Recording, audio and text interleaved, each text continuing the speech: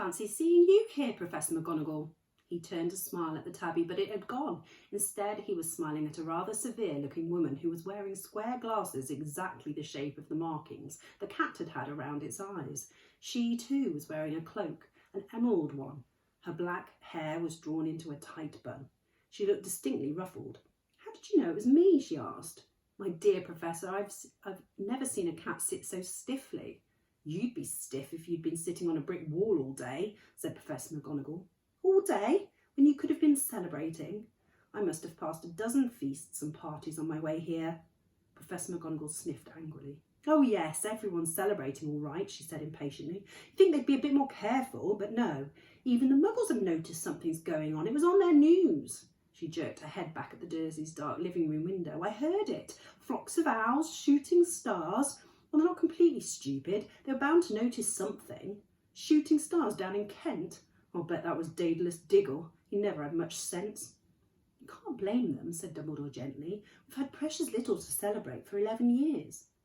"I know that," said Professor McGonagall irritably, "but there's no reason to lose our heads. People are being downright careless out on the streets in broad daylight, not even dressed in Muggle clothes, swapping rumours." She threw a sharp sideways glance at Dumbledore here, as though hoping he was going to tell her something, but he didn't. So she went on. "A fine thing it would be if, on the very day you-know-who seems to have disappeared at last, the Muggles found out about us all." "I suppose he really has gone, Dumbledore." "It certainly seems so," said Dumbledore. "We have much to be thankful for. Would you care for a sherbet lemon?" "A what?" "A sherbet lemon. They're a kind of Muggle sweet I'm rather fond of." "No, thank you," said Professor McGonagall coldly, as though she didn't think this was the moment for sherbet lemons. "As I say, even if you know who has gone, my dear Professor, surely a sensible person like yourself can call him by his name. All this you-know-who nonsense. For 11 years I've been trying to persuade people to call him by his proper name, Voldemort." Professor McGonagall flinched, but Dumbledore, who was unsticking 2 sherbet lemons, seemed not to notice. "It all gets so confusing if we keep saying you-know-who. I've never seen any reason to be frightened of saying Voldemort's name." "I know you haven't," said Professor McGonagall, sounding half exasperated, half admiring. "But you're different. Everyone knows you're the only one you know. Oh, right. Voldemort was frightened of." "You flatter me," said Dumbledore calmly. "Voldemort had powers I will never have. Only because you're too, well, noble to use them. It's lucky it's dark. I haven't blushed so much since Madame Pomfrey told me she liked my earmuffs." Professor McGonagall shot a sharp look at Dumbledore and said, "The owls are nothing to the rumours that are flying around. You know what everyone's saying about why he's disappeared and about what finally stopped him?" It seemed that Professor McGonagall had reached the point she was most anxious to discuss, the real reason she'd been waiting on a cold, hard wall all day, for neither as a cat nor as a woman had she fixed Dumbledore with such a piercing stare as she did now. It was plain that whatever everyone was saying, she was not going to believe it until Dumbledore told her it was true. Dumbledore, however, was choosing another sherbet lemon and didn't answer. "What they're saying," she pressed on, "is that last night Voldemort turned up in Godric's Hollow. He went to find the Potters. The rumour is that Lily and James Potter they're dead." Dumbledore bowed his head. Professor McGonagall gasped. "Lily and James? I can't believe it. I don't want to believe it. Oh, Albus." Dumbledore reached out and patted her on the shoulder. I know, he said heavily. Professor McGonagall's voice trembled as she went on. "That's not all. They're saying he tried to kill the Potter's son, Harry, but he couldn't. He couldn't kill that little boy. No one knows why or how, but they're saying that when he couldn't kill Harry Potter, Voldemort's power somehow broke, and that's why he's gone." Dumbledore nodded glumly. It's true," faltered Professor McGonagall. "After all he's done, all the people he's killed, he couldn't kill a little boy. It's just astounding, of all the things to stop him. But how in the name of heaven did Harry survive?" "We can only guess," said Dumbledore. "We may never know." Professor McGonagall pulled out a lace handkerchief and dabbed at her eyes beneath her spectacles. Dumbledore gave a great sniff as he took a golden watch from his pocket and examined it. It was a very odd watch. It had 12 hands but no numbers. Instead, little planets were moving around the edge. It must have made sense to Dumbledore, though, because he put it back in his pocket and said, "Hagrid's late. I suppose it was he who told you I'd be here, by the way. Yes, said Professor McGonagall, and I don't suppose you're going to tell me why you're here of all places. I've come to bring Harry to his aunt and uncle. They're the only family he has left now. You can't mean... You don't mean the people who live here, cried Professor McGonagall, jumping to her feet and pointing at number 4. Dumbledore, you can't. I've been watching them all day. You couldn't find 2 people who are less like us. And they've got this son. I saw him kicking his mother all the way up the street, screaming for sweets.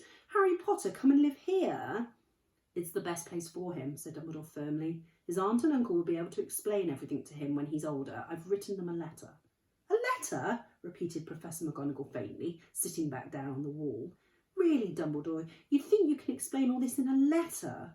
These people will never understand him. He'll be famous, a legend. I wouldn't be surprised if today was known as Harry Potter Day in future. There will be books written about Harry. Every child in our world will know his name. Exactly, said Dumbledore, looking very seriously over the top of his half-moon glasses. It would be enough to turn any boy's head. Famous before he can walk and talk. Famous for something he won't even remember. Can't you see how much better off he'll be growing up away from all that until he's ready to take it? Professor McGonagall opened her mouth, changed her mind, swallowed, and then said, Yes, you're right, of course. But how is the boy getting here, Dumbledore? She eyed his cloak suddenly as though she thought he might be hiding Harry underneath it. Hagrid's bringing him. You think it wise to trust Hagrid with something as important as this? I would trust Hagrid with my life, said Dumbledore. I'm not saying his heart isn't in the right place, said Professor McGonagall grudgingly, but you can't pretend he's not careless. He does tend to... What was that? A low rumbling sound had broken the silence around them. It grew steadily louder as they looked up and down the street for some sign of a headlight. It swelled to a roar as they both looked up at the sky, and a huge motorbike fell out of the air and landed on the road in front of them. If the motorbike was huge, it was nothing to the man sitting astride it. He was almost twice as tall as a normal man, and at least 5 times as wide. He looked simply too big to be allowed, and so wild. Long tangles of bushy black hair and beard hid most of his face. He had hands the size of dustbin lids, and his feet in their leather boots were like baby dolphins. In his vast muscular arms he was holding a bunch of blankets. Hagrid, said Dumbledore, sounding relieved at last. And where did you get that motorbike? Borrowed it, Professor Dumbledore, sir, said the giant, climbing carefully off the motorbike as he spoke. Young Sirius Black lent it to me. I've got him, sir. No problems, were there? No, sir. House was almost destroyed, but I got him out all right before the muggles started swarming around. He fell asleep as we were flying over Bristol. Dumbledore and Professor McGonagall bent forward over the bundle of blankets. Inside, just visible, was a baby boy, fast asleep. Under a tuft of jet black hair over his forehead, they could see a curiously shaped cut like a bolt of lightning. Is that where? Whispered Professor McGonagall. Yes, said Dumbledore. He'll have that scar forever. Couldn't you do something about it, Dumbledore? Even if I could, I wouldn't. Scars can come in useful. I have one myself above my left knee, which is a perfect map of the London Underground. Well, give him here, Hagrid. We'd better get this over with. Dumbledore took Harry in his arms and turned towards the Dursleys' house. Could I say goodbye to him, sir? Asked Hagrid. He bent his great shaggy head over Harry and gave him what must have been a very scratchy, whiskery kiss. Then suddenly Hagrid let out a howl like a wounded dog.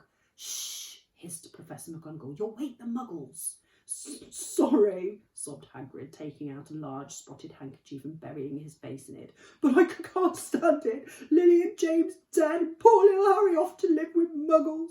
Yes, it's all very sad. But get a grip on yourself, Hagrid, or we'll be found. Professor McGonagall whispered, patting Hagrid gingerly on the arm as Dumbledore stepped over the low garden wall and walked to the front door.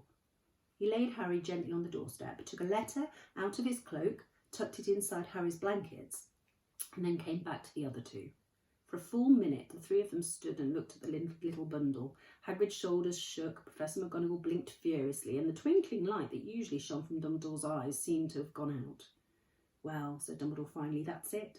We've no business staying here. We may as well go and join the celebrations. Yeah, said Hagrid in a very muffled voice. I'd best get his bike away. Good night, Professor McGonagall. Professor Dumbledore, sir. Wiping his streaming eyes on his jacket sleeve, Hagrid swung himself onto the motorbike and kicked the engine into life. With a roar, it rose into the air and off into the night. "I shall see you soon, I expect, Professor McGonagall," said Dumbledore, nodding to her. Professor McGonagall blew her nose in reply. Dumbledore turned and walked back down the street. On the corner he stopped and took out the silver put-outer. He clicked it once and 12 balls of light sped back to the street lamps so that Privet Drive glowed suddenly orange, and he could make out a tabby cat slinking around the corner at the other end of the street. He could just see the bundle of blankets on the step of number 4. "Good luck, Harry," he murmured.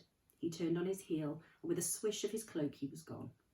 A breeze ruffled the neat hedges of Privet Drive, which lay silent and tidy under the inky sky, the very last place you would expect astonishing things to happen.